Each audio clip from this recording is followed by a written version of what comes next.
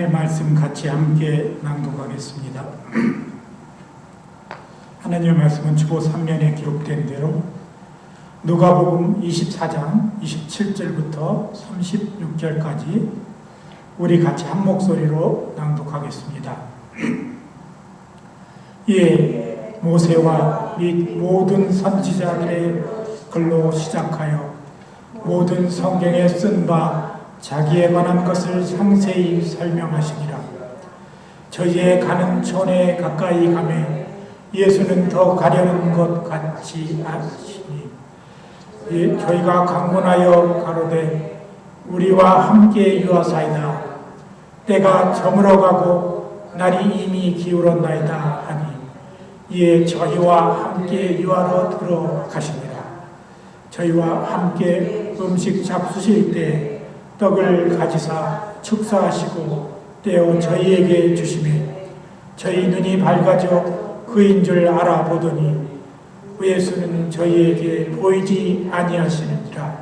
저희가 서로 말하되 길에서 우리에게 말씀하시고 우리에게 성경을 풀어주실 때 우리 속에서 마음이 뜨겁지 아니하더냐 하고 곧 그 시로 일어나 예루살렘에 돌아가 보니 11 사도와 및 그와 함께한 자들이 모여있어 말하기를 주께서 과연 살아나시고 시몬에게 나타나셨다 하는지라.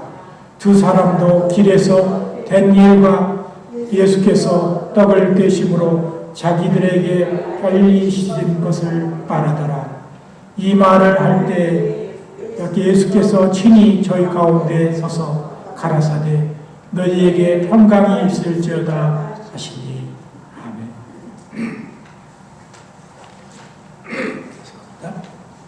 이 시간에 찬양 나는 주를 섬기는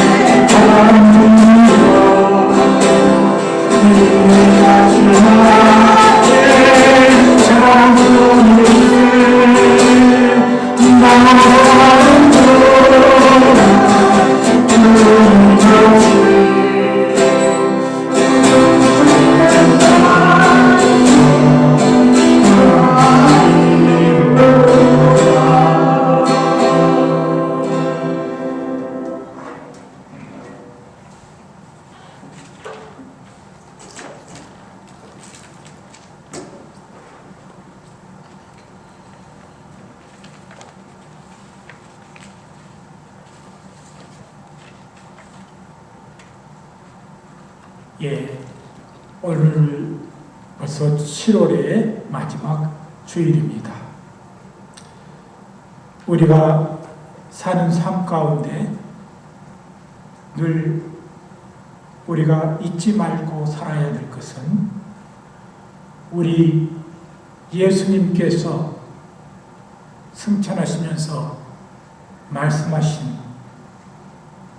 내가 가면 내 영을 너희에게 보내주리라고 약속하신 것을 잊지 말아야 합니다.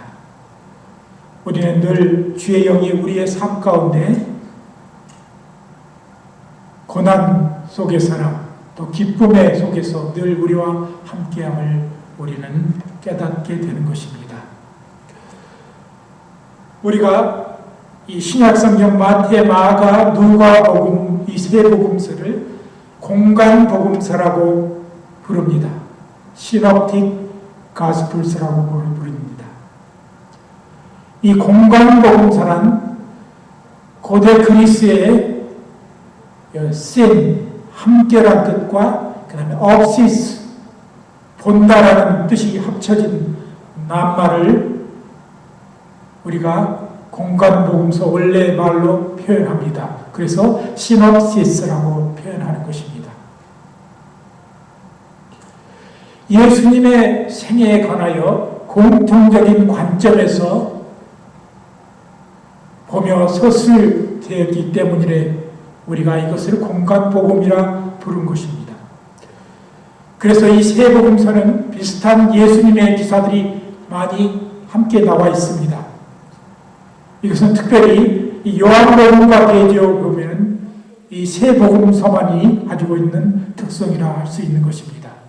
그런데 이 세 복음서 중에서도 특별히 독자적인 기사가 특별히 많이 나와 있는 곳이 바로 누가복음입니다. 우리가 이 마태, 마가, 누가복음을 이렇게 함께 합쳐서 사건을 합쳐보면은 특별히 그 누가복음서만 한쪽으로 이렇게 치우쳐 있는, 치우친다는 게 표현이 좀 이상하지만 특별히 나온 기사들이 많다는 것입니다.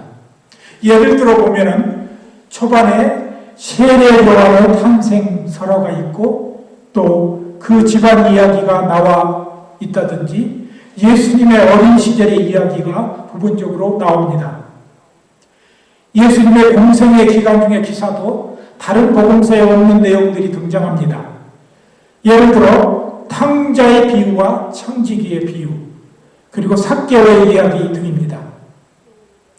예수님의 부활 후 기사 중에도 특별히 길게 누가복음에만 나오는 기사가 있는데 바로 오늘 우리가 읽은 본문의 엠마오로 가는 두 제자의 이야기입니다.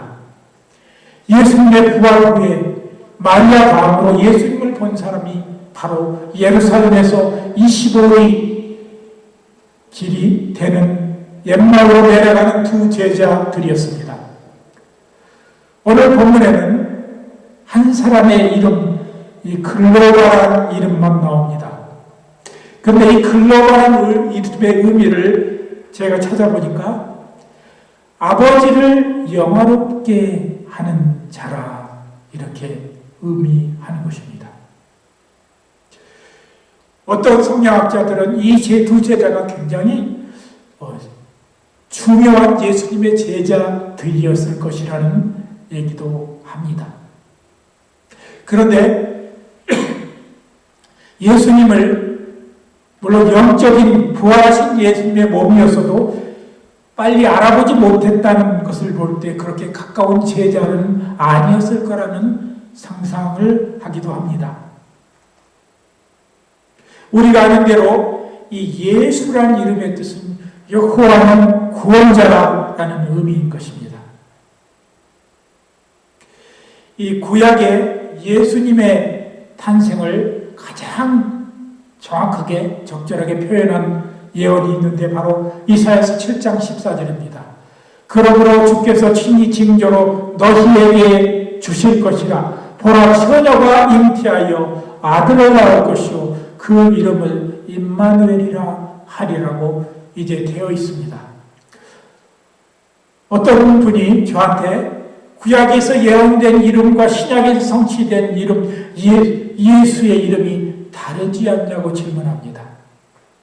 우리가 임마누엘이라는 이름과 이 예수의 이름이 상충되지 않나, 서로 얼마나 연결성이 있는 이름인가를 우리가 생각해 보아야 합니다.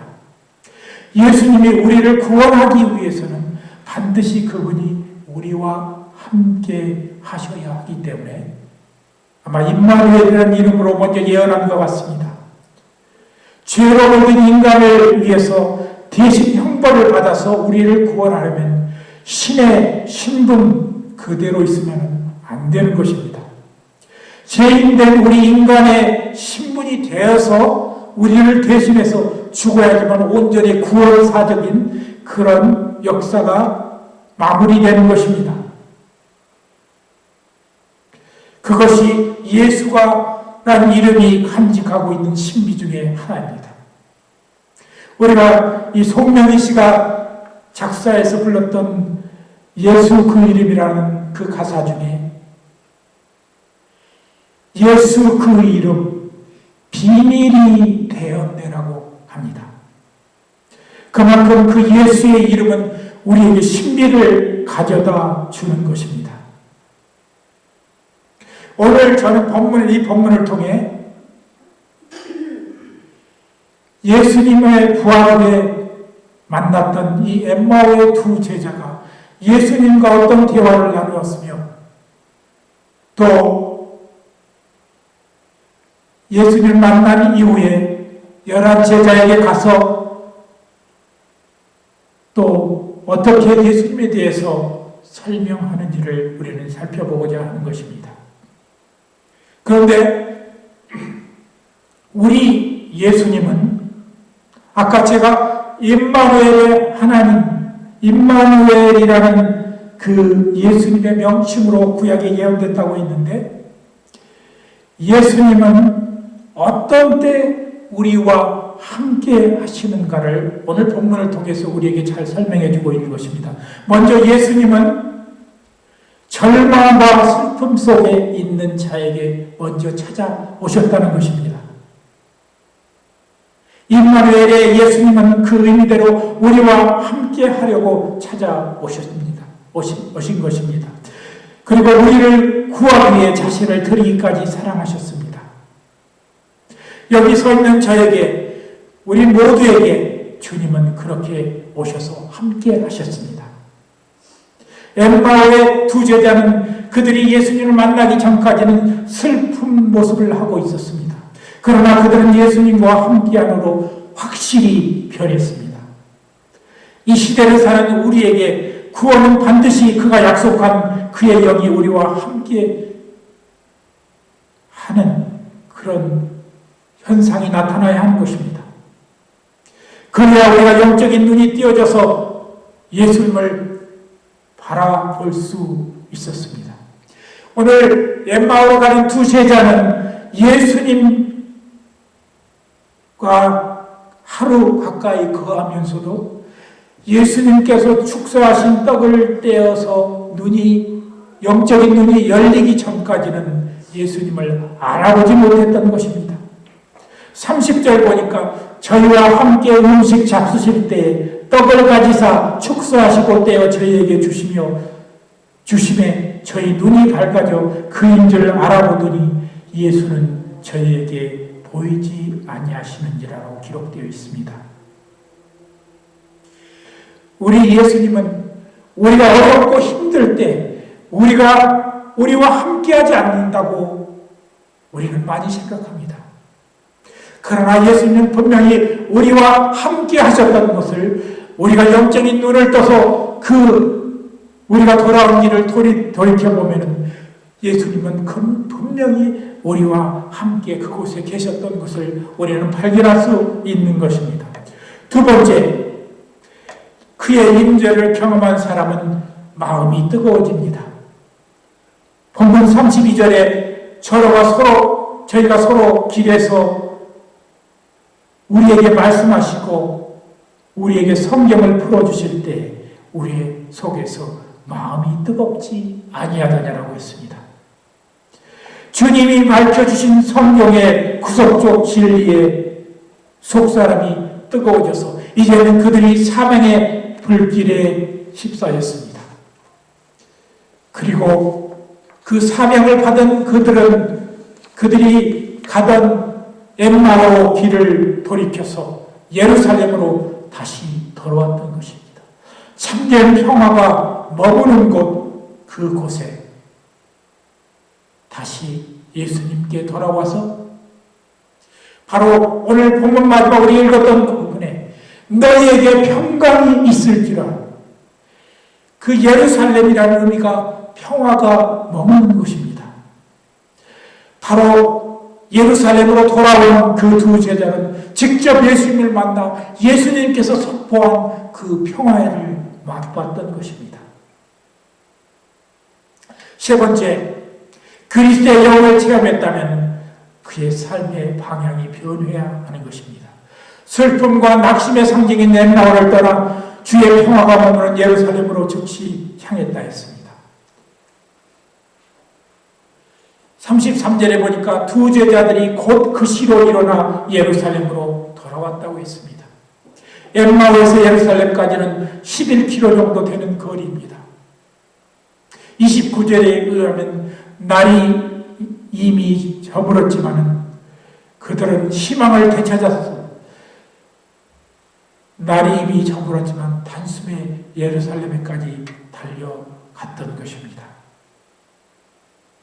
오늘 예수님을 경험하고 예수님과 함께했던 우리는 분명히 이제 변해야 하는 것입니다. 옛날 우리의 모습 그대로 있는 것이 아니라 조금이라도 우리는 변해가야 하는 것입니다. 그렇다면 오늘 저는 우리의 삶을 어떻게 예수의 이름으로 우리가 살아가며 또 우리의 삶을 속에서 어떻게 예수의 이름을 선포하고 살아야 하는지를 우리는 세 가지로 생각해 보았습니다. 첫째, 우리는 우리의 찬양과 예배가 예수의 이름을 말해야 하는 것입니다. 우리 인간적 생각과 관념을 버리고 오직 예수 그리스도의 이름이 높여지도록 해야 합니다. 우리가 기도하고 찬양하고 예배드리며 하나님께 나아갈 수 있는 길은 오직 예수 그리스도의 이름뿐입니다. 오늘날 종교가 자꾸 진보하고 사람들의 생각들이 진보하다 보니까 자꾸 말에서 예수의 이름이 빠집니다. 신앙 속에, 신앙의 고백 속에서 예수의 이름이 등한시되고 있는 시대를 우리는 살고 있는 것입니다.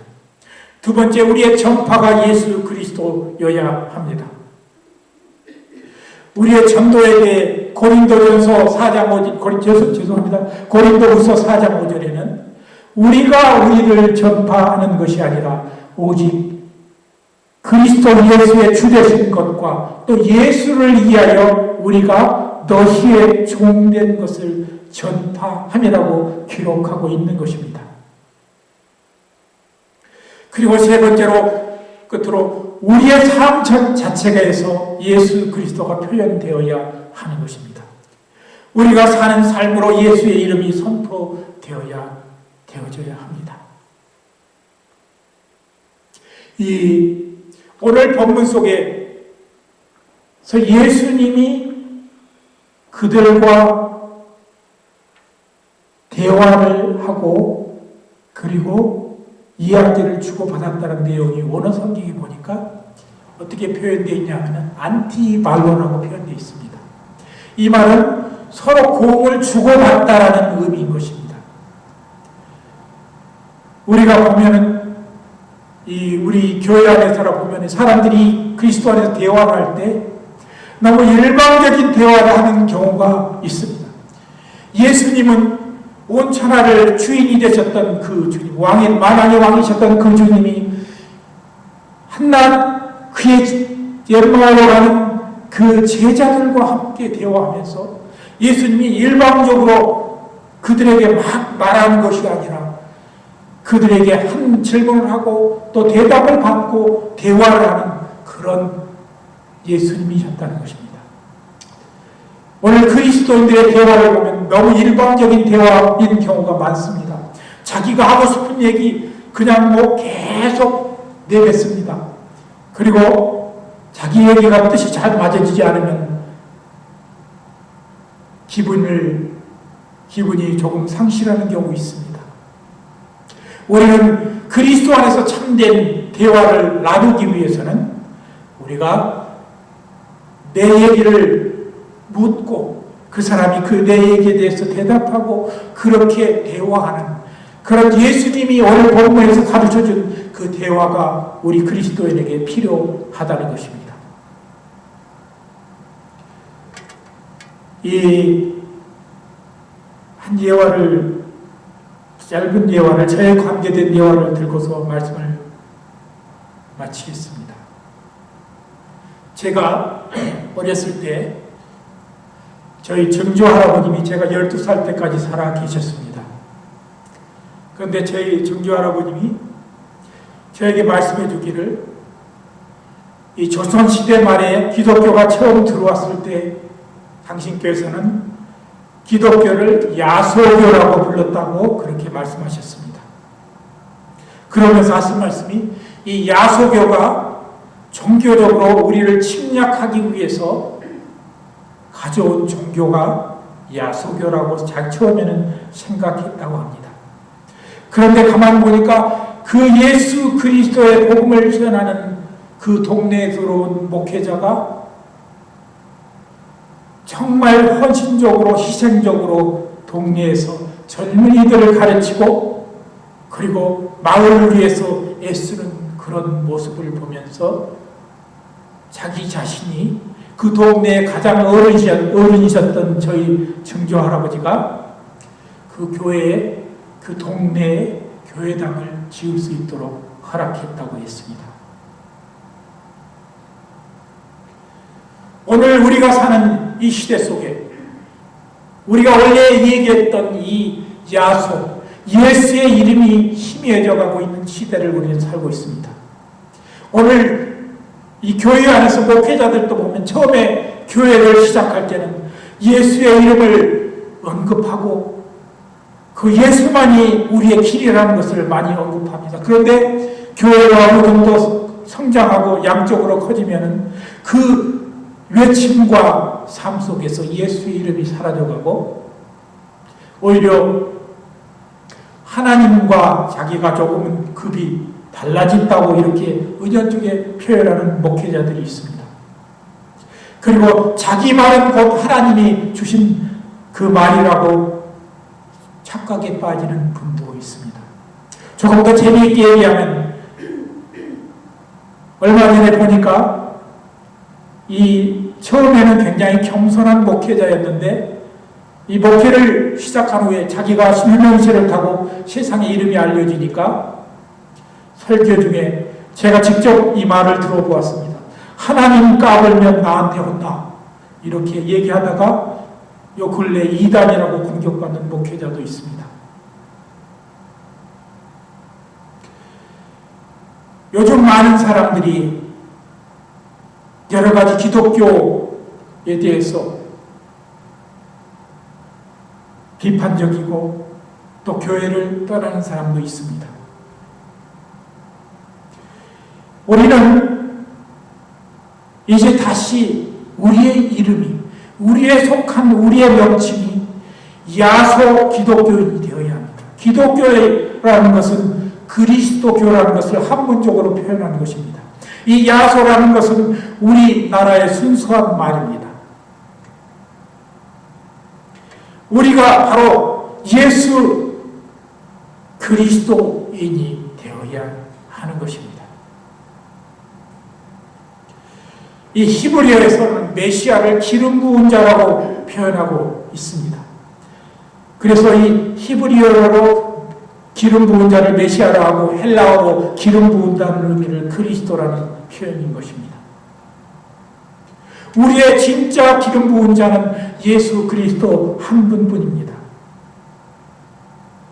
우리가 아무리 신앙적으로 높아지고 신앙의 연조가 깊었다 할지라도 예수 그리스도의 이름 빼고 하나님 앞에 나아갈 수 없습니다. 오직 예수 그리스도라는 이름을 통해 우리가 속죄받을 수 있고 모든 날 하나님 앞에 설 수 있는 것입니다. 제가 요즘에 입으로 이렇게 가끔 가다가 되뇌이는 그런 가수들 송이 있습니다. Yours will be라는 그런 찬양인데 빅데리 위블스라는 그런 그룹이 부르는 찬양입니다. 그 가사에 이렇게 나옵니다. 내게 중요한 유일한 이름, 당신의 이름은 내게 필요한 사랑과 그리고 자비, 그리고 주님, 내 그 이름은 아버지의 미소를 느낄 수 있는 그런 이름입니다. 내게 중요한 유일한 이름, 그 이름은 나를 용서할 능력이 있습니다. 당신의 사랑은 내가 필요로 했던 전부인 것입니다. 예수의 이름은 내게 중요한 유일한 이름입니다. 내가 영광의 나라에서 다시 깨어날 때 성도들과 함께 외칠 유일한 이름, 바로 예수인 것입니다. 오늘 이 시대를 사는 우리는 예수의 이름을 다시 외치고 예수의 이름을 선포하는 그런 성도들이 되어야 합니다. 우리 믿음의 교회 성도들이 그렇게 먼저 예수의 이름, 예수 그리스도의 이름을 선포하는 성도들이 되시기를 예수 그리스도의 이름으로 간절히 기도드립니다. 함께 기도하겠습니다. 천하 인간의 구원을 얻을 만한 다른 이름을 주신 일이 없다고 하셨습니다.